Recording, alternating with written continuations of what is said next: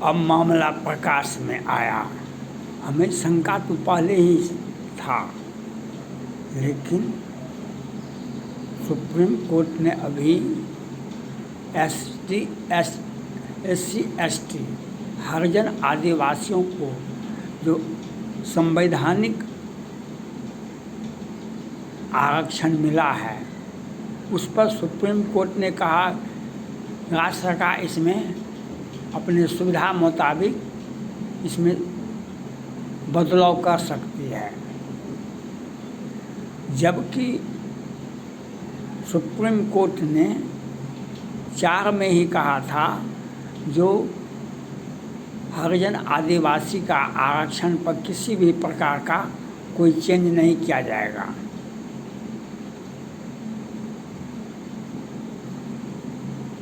Supreme court ने ही कहा था 4 में 2004 में, तो हरिजन आदिवासियों के आरक्षण पर किसी प्रकार का चेंज नहीं हो सकता है। जबकि 16-17 में तत्कालीन चीफ जस्टिस ने कहा था जो प्रमोशन में आरक्षण नहीं देंगे, प्रमोशन में आरक्षण नहीं मिलेगा। चलो भाई, विरोध हुआ, लेकिन यह जो हुआ, ये जो आरक्षण 60%, 85%, 65% देश के हर राज्य में चला है, ये एक नाटक है, ये एक राजनीतिक खेल है। संविधान में जो आरक्षण दिया गया है हरिजन आदिवासियों के, वह न्यायोचित है, वह न्यायोचित है, वह महात्मा गांधी का दिन है। महात्मा गांधी जी हरिजन का मतलब भी बताए थे। हरि माने भगवान विष्णु, हकीकत वो विष्णु भगवान का आदमी है, इसलिए वे उनको छूते थे, उनसे अपनापन दिखाते थे। आप एकाएक राज्य सरकारें क्या करती हैं, अपने जाति को आरक्षण दे दो 90%। जब भी कोई बहाली होता है तो वह नहीं दिखाता है कि इसमें किस जाति से कितना बहाली हुआ है, उसका व्यवस्था साफ सुथरा है कि नहीं है।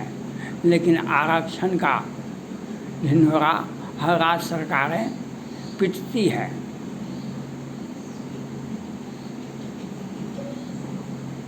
राज्य सरकारें आरक्षण का ढिंढोरा पीटती है, उससे क्या लाभ मिलता है नहीं मिलता है, यह तो वे जाने। लेकिन आप जो संवैधानिक आरक्षण है, इस पर आप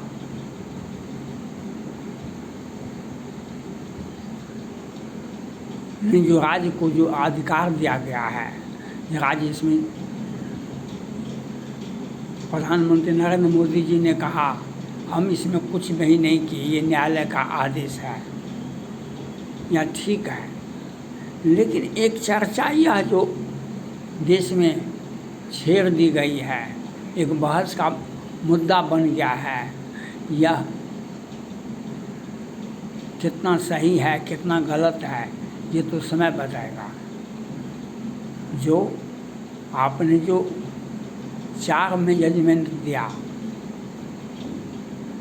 उसके विरुद्ध आज आपने राज्य के हवाले कर दिया। जो राज्य सरकार इसमें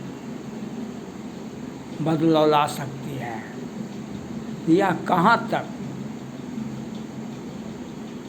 सोनिया गांधी जी जब यूपीए गठबंधन की सरकार चला रहे थे, तो सोनिया गांधी जी ने कहा था सुप्रीम कोर्ट से, आप जो भी निर्णय दें, आपके निर्णय में एकरूपता होनी चाहिए। आप जो भी निर्णय दें, आपके निर्णय में एकरूपता होनी चाहिए। लेकिन आज आज के निर्णय में एकरूपता नहीं है। 4 में जजमेंट आप ये देते हैं और 24 में जजमेंट ये देते हैं।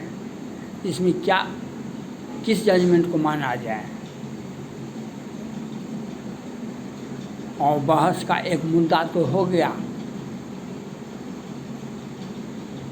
जो संवैधानिक आरक्षण है उस पर समाप्त करने के लिए, उसमें बदलाव करने के लिए बहुत समय लगेगा।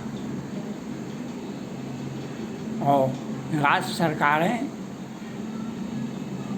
आज तो किस प्रकार से राज्य सरकारें हैं, सुप्रीम कोर्ट ने ही वह पश्चिम बंगाल के मुख्यमंत्री पर आरोप लगाया।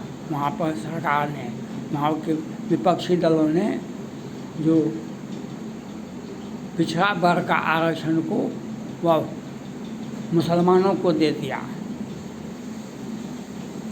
पिछड़ा वर्ग का आरक्षण को मुसलमानों को दे दिया पश्चिम बंगाल में। और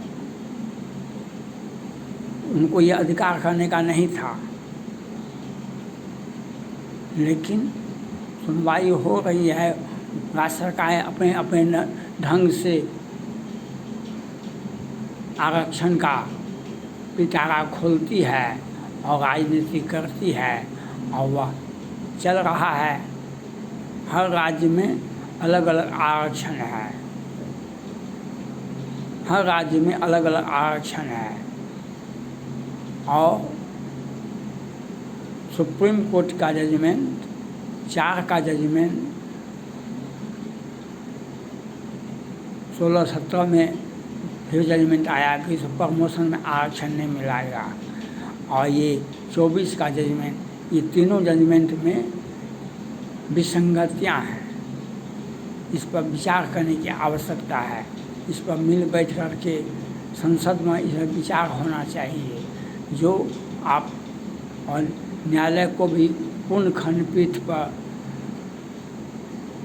7 आदमी का खंडपीठ बनाइए, 11 आदमी का खंडपीठ बनाइए, जो संपूर्ण जानकारी लेकर के एक विस्तृत जजमेंट जनता में दें। जो 4 का जजमेंट आपका क्या कहता है, 16 में भी प्रमोशन में आरक्षण नहीं मिलेगा, वह भी जजमेंट आया था। आज 24 का जजमेंट, तो ये आपको 7 सदस्य संविधान पीठ को यह सौंपना चाहिए। देश में आज मणिपुर में हिंसा हो रहा है। हिंसा का कारण शुरुआती दौर में वहाँ पर कोकी और कोंते, वहाँ पर 2 आदिवासी समुदाय के लोग रहते हैं। एक अपने आप को पिछड़ा हुआ महसूस करते हैं, एक आपको अपने आप को अगरा महसूस करते हैं। दोनों आपसी में हाई कोर्ट चले गए। हाई कोर्ट में कहा कि नहीं, इनको आरक्षण लागू करे और इनको तुरंत नोटिफिकेशन करे। बवाल हो गया। कितना नुकसान हुआ। तो आपको संपूर्ण खंडपीठ का जजमेंट आना चाहिए किसी भी विषय में। 3 सदस्य, 5 सदस्य, 11 सदस्य, जिसमें विवाद कम होता है। आज देश में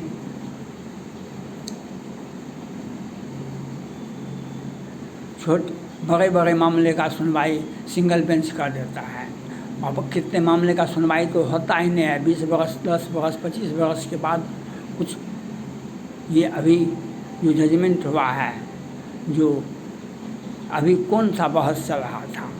अभी तो कोई बहस नहीं चल रहा था, कोई याचिकाएँ दायर नहीं की गई थी, तो हम कुछ दे दिए। तो इसलिए देश में कॉलेजियम सिस्टम जो है, high court collegium system, supreme court collegium system देश की न्यायिक व्यवस्था को मजबूत नहीं करती है।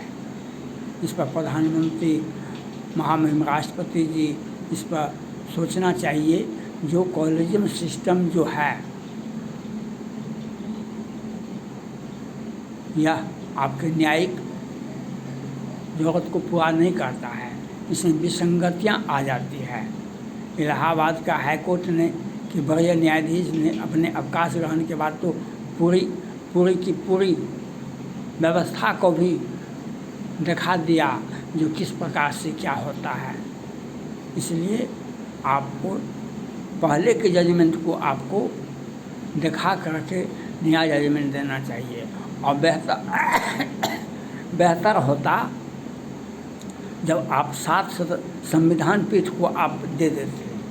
11 सदस्यीय 7 सदस्यीय खंडपीठ उसका विस्तृत जानकारी जजमेंट अध्ययन करके जजमेंट देता तो देश में एक बहस नहीं होता। अगर आपको किसी भी प्रकार का आप इसमें बदलाव चाहते हैं तो 7 सदस्यीय खंडपीठ संवैधानिक खंडपीठ को भेजा जाना चाहिए जो व्यापक रूप से इसका अध्ययन दे। पहले के जजमेंट को भी अध्ययन किया जाए और नए जजमेंट को भी लागू किया जाए जो जिसमें जनता का हित हो, हरिजन आदिवासियों का हित हो। वह देश का अभिन्न अंग है और आज भी उनको आरक्षण का आवश्यकता है। यह सही है कि कुछ व्यक्ति ही उसका लाभ उठाते हैं, आप उसकी व्यवस्था कीजिए, लेकिन आम आदिवासी हरिजन भाई में आज भी आरक्षण की आवश्यकता है।